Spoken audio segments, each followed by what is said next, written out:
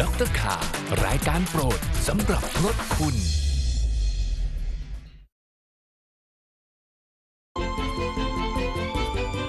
I believe that the foreign movies permitted in China is around 30, 34 per year. How they work around this is what they call co-production. Co-production is something where there's a little Chinese-ness to it, perhaps a big star set in a Chinese city, and that sometimes works and sometimes it seems to be a bit forced.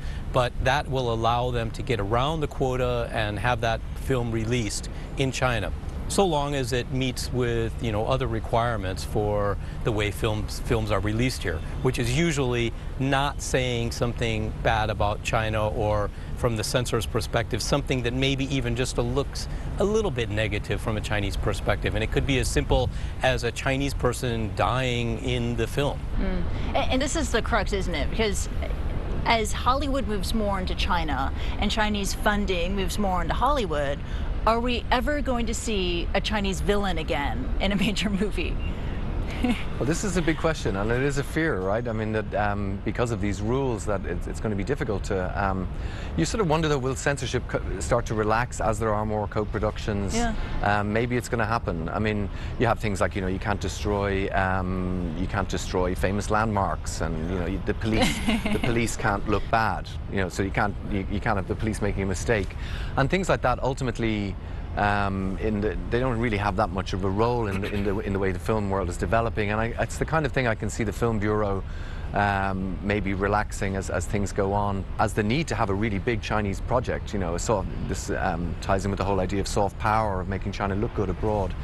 Because of this, they need to compete internationally, and to compete internationally, you have to have the same playing fields as your foreign filmmakers, and I think that could see maybe some of these rules being relaxed. How important is soft power to Chinese authorities? It's hard to overestimate how much interest the Chinese government has in influencing what is said to Chinese people. Almost anything that they're seeing or reading or hearing has to conform with certain norms, and this is it's not written down in any book what these rules exactly are, but I don't think it can be overemphasized how important of an issue this is for central authorities. And this explains everything from the internet controls to the way we see Hollywood movies produced. And China, you've been able to make movies that are critically acclaimed and also commercially successful. And you've also been able to make movies about pretty sensitive subjects and taboo topics. How are you able to do that and to get past the censors? I don't know. Censorship is everywhere in China. But I think it's similar. I mean, in the United States, if you want to make a movie in the United States, I think it's maybe there's no censorship, but there's something similar. Some limitation and some rules and invisible rules or visible rules. I think it's everywhere. China is a society of, how to say, 人情 is a kind of a people's feelings. Yeah, people's feeling. Yeah, you need to talk. If you talk with somebody in charge, maybe you can change the fate of your movie. I don't know. Yeah, but I think it happened on my movies. Yeah. We recently saw the Chinese movie The Mermaid break the $500 million box office mark. Was that a watershed moment for Chinese cinema? I think it's fair to call it that. There's been so many watershed moments, though. They come so thick and fast here in China, right? It seems like only yesterday they broke the 100 million record, and suddenly it's 500 million. It's a very interesting film because I think it's quite, it's one of these. It's a popular movie, obviously a popular movie, but it shows the demand is just there. It's just so immense. It's fun and zany, but it's not the movie that I can see really playing very well in the West. I mean, this is not a global picture for China. There have been a number of pictures that it would seem to have a narrative arc, that this one, there is a story there, but it's not the kind of narrative that I think Western audiences are looking for. But it does have this comedy sort of watching people fall into swimming pools and get wet and bad things happening to them in a way that it's hilarious, it's funny, but it's hard to see it playing in the West in the same way that it does here in China. Yeah, this is an example of that crazy comedy that does well in China but doesn't translate well overseas.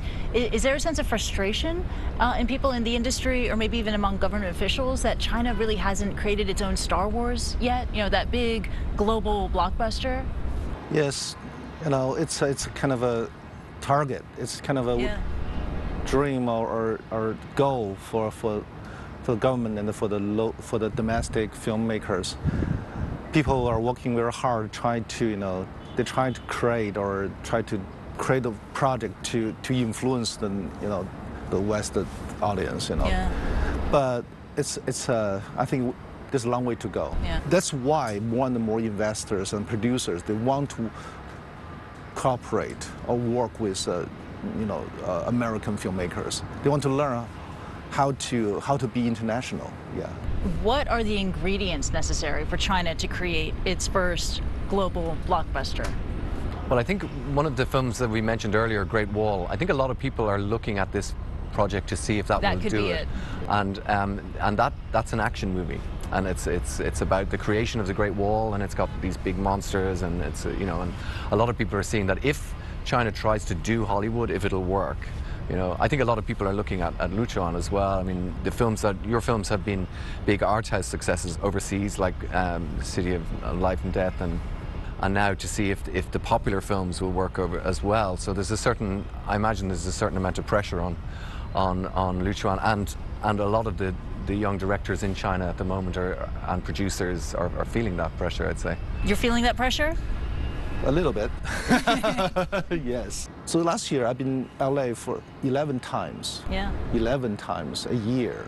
So, I'm trying to learn how the big studio work on movies, and I think Hollywood has so many good writers and good actors and actresses. But here, we don't have so many good writers. We don't have so many super good actors and actresses. So yeah, I think that's my dream, to work with the talent. So I think that will help me to make my next movie bigger and more beautiful and more, how to say.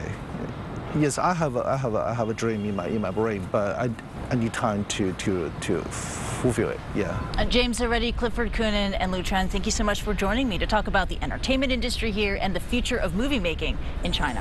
Thank you.